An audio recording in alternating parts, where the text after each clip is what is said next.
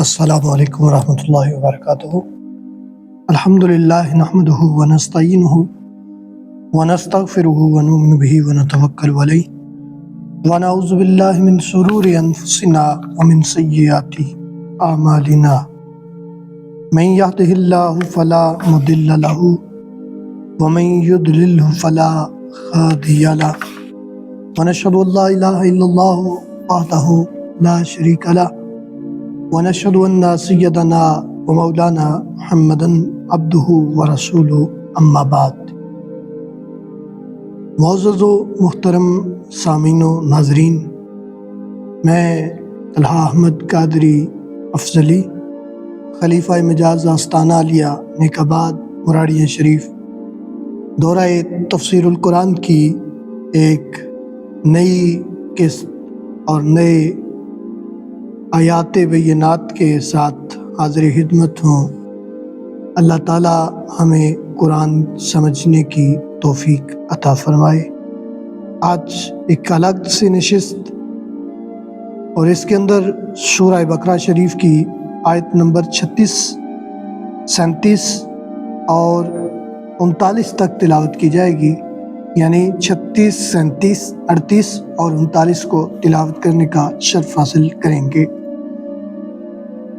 ارشاد فرمایا فَأَزَلَّهُمَا الشَّيْطَانُ عَنْهَا فَأَخْرَجَهُمَا مِمَّا كَانَ فِيهِ، پس شیطان نے ان دونوں کو جنت سے پھسلا دیا اور شیطان نے انہیں جنت سے جہاں وہ تھے علیحدہ کر دیا۔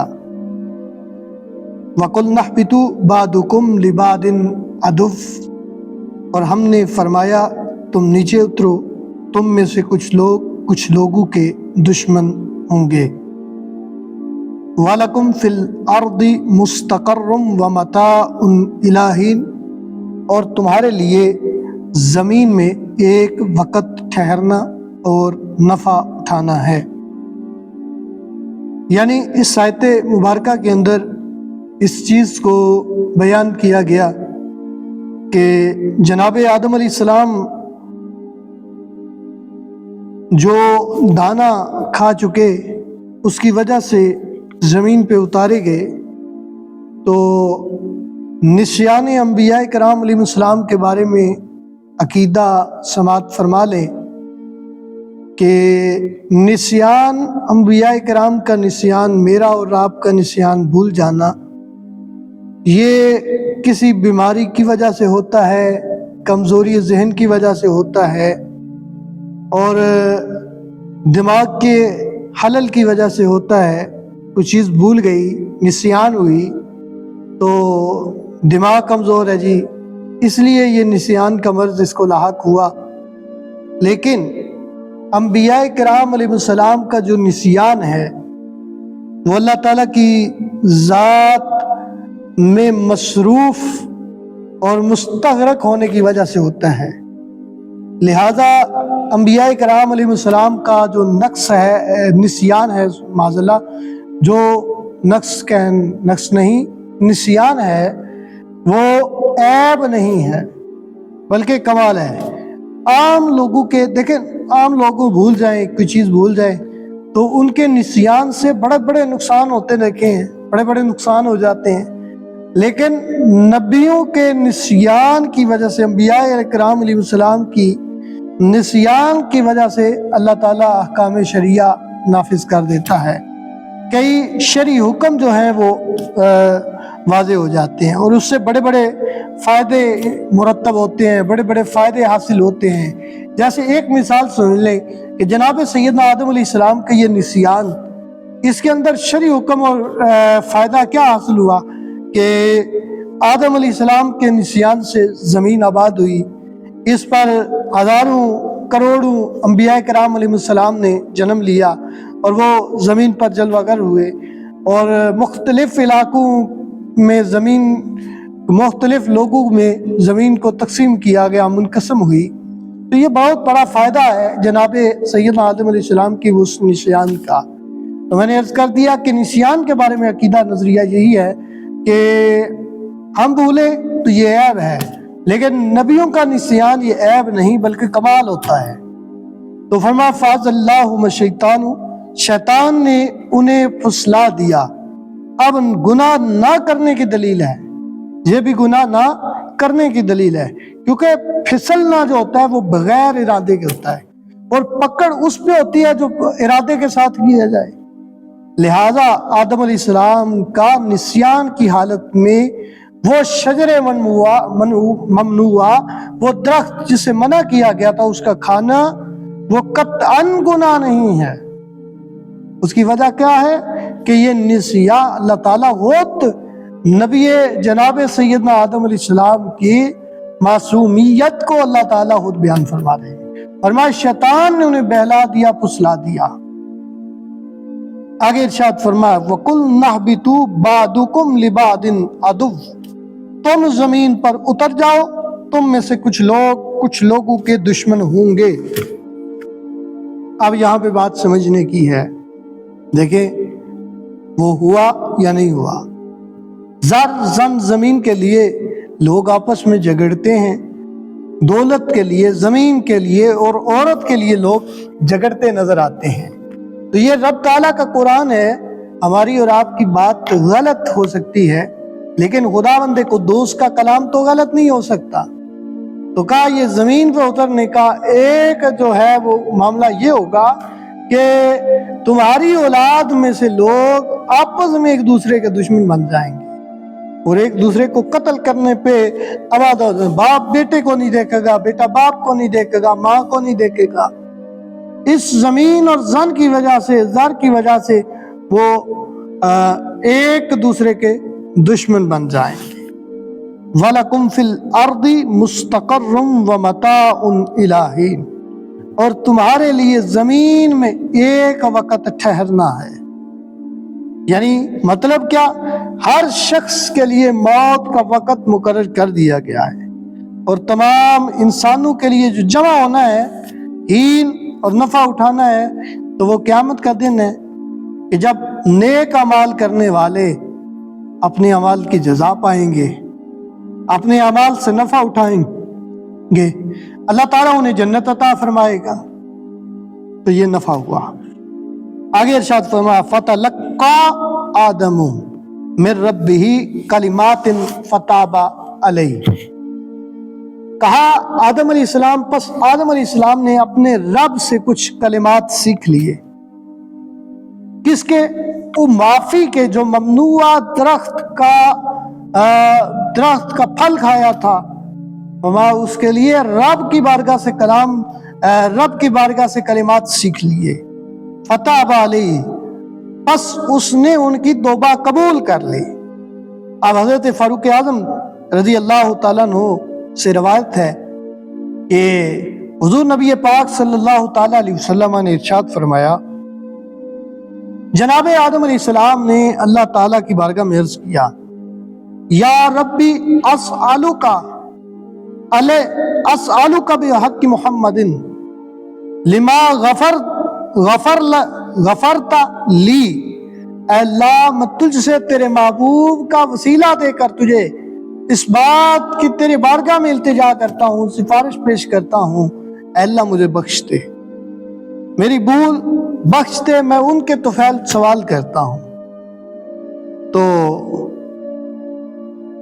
اللہ تعالیٰ نے فرمایا کہ محبوب اے آدم، ہم نے تمہاری توبہ کو قبول کر لیا، اور محمد صلی اللہ علیہ وسلم کے طفیل سے ہم نے تمہیں بخش دیا، اور اگر ہم حضور فخر عالم نور مجسم صلی اللہ علیہ وسلم، اگر محمد کو پیدا نہ کرنا مقصود ہوتا تو یہ کائنات کے اندر جو وجود میں چیزیں آنے والی ہیں، یا جو تم وجود میں آئے ہو، یہ بھی وجود میں نہ آتے۔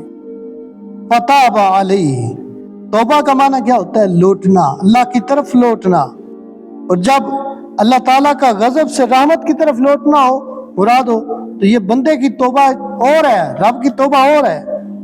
اب جب اللہ تعالیٰ کی طرف اس بات کا منسوب ہو کہ فتاب علیہ، تو اس نے ان کی توبہ قبول فرمائی، تو اس کا مطلب یہ ہوا کہ اس کا غضب، اس کی رحمت اس کے غضب پر بھاری ہے۔ اس کا غضب بھی ہے، لیکن وہ اپنے غضب پر اپنی رحمت کی چادر اوڑھ دیتا ہے۔ فتاب علیہ، تو توبہ جو بندے کی ہے نا اس کے 4 رکن ہیں۔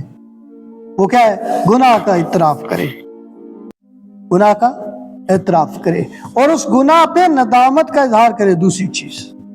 اور تیسری چیز، آئندہ کبھی گناہ نہ کرنے کا پختہ ارادہ بھی کر لے، آئندہ گناہ نہ کرنے کا پختہ ارادہ بھی کر لے، پختہ ارادہ کہ آئندہ یہ گناہ نہیں کروں گا۔ اور اگر شریعت مطہرہ میں نقصان پورا کرنے کا کوئی طریقہ بیان ہے تو وہ نقصان پورا کرنا، جیسے نماز چھوڑ دی، لوٹ رہا ہے، اب نماز چھوڑی ہے تو نماز پڑھے گا قضا، روزے چھوڑے روزے کی قضا کرے گا، ٹھیک ہے جی۔ بندوں کے حقوق کی ادائیگی میں کمی ہو بیشی ہوگی تو وہ پورا کرے گا۔ آگے ارشاد فرمایا کل نہبطوا منہا انہ هو التواب الرحیم، بے شک توبہ قبول کرنے والا انتہائی مہربان ہے۔ قل نہبطوا منہا جمیعا، ہم نے حکم دیا کہ تم سب جنت سے اتر جاؤ۔ فَإِمَّا يَأْتِيَنَّكُم مِّنِّي هُدًى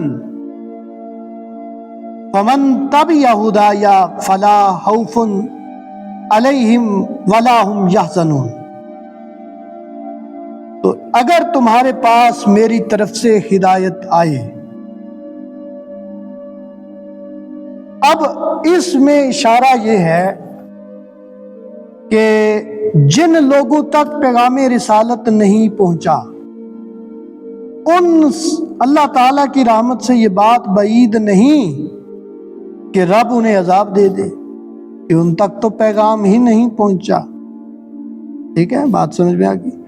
فَإِمَّا يَأْتِيَنَّكُم مِّنِّي هُدًى فَمَن تَبِعَ هُدَايَ فَلَا خَوْفٌ عَلَيْهِمْ وَلَا هُمْ يَحْزَنُونَ، تو اللہ تعالیٰ فرماتے ہیں جس نے میری اتباع کی، میری پیروی کی، فلا خوف علیہم ولا ہم یحزنون، اور نہ اس پر کوئی ڈر ہے ماضی کا اور نہ وہ آئندہ آنے والے زمانے میں غمگین ہوگا۔ آگے ارشاد فرما والذین کفروا وکذبوا بآیاتنا، اور جو کفر کریں اور ہماری آیات کو جھٹلائیں، کفر کریں آیات کو جھٹلائیں۔ کفر کا معنی وہ ہم نے پہلے بھی بیان کیا لیکن یہاں پہ بھی بیان کرتے تو مختصر اختصار کے ساتھ۔ کفر کا معنی یہ ہے کہ شریعت مطہرہ کے اندر ضروریات دین میں سے کسی ایک کا بھی انکار کر دینا یہ کفر ہے۔ والذین کفروا، ضروریات دین میں سے ایک کا بھی انکار کرے گا تو وہ کافر ہے۔ وَكَذَّبُوا بِآيَاتِنَا، فرمایا کہ انہوں نے ہماری آیتوں کو جھٹلائیں۔ اب آیات سے کیا مراد ہے؟ آیات سے مراد اللہ تعالیٰ کا کلام ہے۔ انبیاء، اولیاء، ان کے نشانات اور ان کے آثار، یہ بھی اللہ تعالیٰ کی نشانیاں میں سے ہیں۔ وَمَا فِيهِ، جیسے قرآن میں آتا ہے نا فِيهِ آیَاتٌ بَيِّنَاتٌ مَقَامُ ابراہیم، ابراہیم علیہ السلام کا جو مقام ہے وہ آیات بینات ہے۔ کیا ابراہیم علیہ السلام وہاں آرام فرمائے؟ نہیں، بلکہ قدم جناب سیدنا ابراہیم علیہ السلام کا لگا تو رب نے کہا فیہ آیات بینات مقام ابراہیم، یہ ابراہیم علیہ السلام کے کھڑے ہونے کی جگہ جو ہے یہ آیات بینات ہے۔ اور پھر قرآن مجید میں یہ ہے ان الصفا والمروہ من شعائر اللہ، اللہ کی نشانیوں میں سے نشانیاں ہیں صفا اور مروہ۔ فرمایا اولئک اصحاب النار، نشانیوں کو، آیات کو جھٹلانے والا، اس کا مقدر، اس کے نصیب، اس کے لیے ابدی جو اللہ تعالیٰ نے سزا مقرر کی ہے وہ کیا ہے؟ وہ دوزخ میں جائے گا۔ ہم فیہا خالدون، اور ہمیشہ اس میں رہے گا، ہمیشہ اس میں رہنے والے۔ آج کی آیات طیبات کا خلاصہ تجزیہ آپ کی بارگاہ میں عرض کروں۔ پہلا فائدہ اس کا سبق یہ ہے کہ جو ہماری نسیان ہے، ہمارا بھولنا ہے، وہ عیب دار ہے، اور نبی کا نسیان عیب دار نہیں بلکہ کمال ہے۔ نبی کا نسیان یہ کمال درجے کا ہے، اس میں کمالیت ہے۔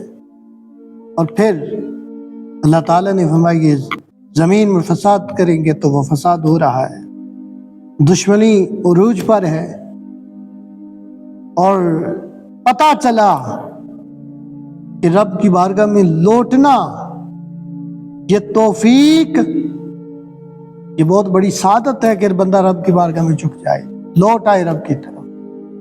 یہ چند باتیں میں نے آپ کی خدمت میں عرض کی، اور پھر اس کا خلاصہ یہ بھی ہے، ہدایت کی پیروی کرے، جو رسول کی شریعت ہے اس کی پیروی کرے، نہ کہ کسی ایسے کی پیروی کرے کہ جو اس کو دین سے دور کر دے، کہ ہر وقت اس کی پیروی کرے، اس کی پیروی کرے جو اس کو رب کے قریب کر دے۔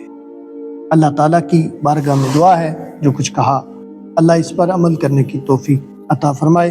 کل انشاءاللہ نئی نشست کے ساتھ دوبارہ حاضر خدمت ہوں گے۔ اللہ تعالیٰ تب تک کے لیے ہمیں ہمارا حامی ناصر ہو اور ہمیشہ ہمیں اپنی حفاظت میں رکھے، آمین۔ السلام علیکم ورحمۃ اللہ وبرکاتہ۔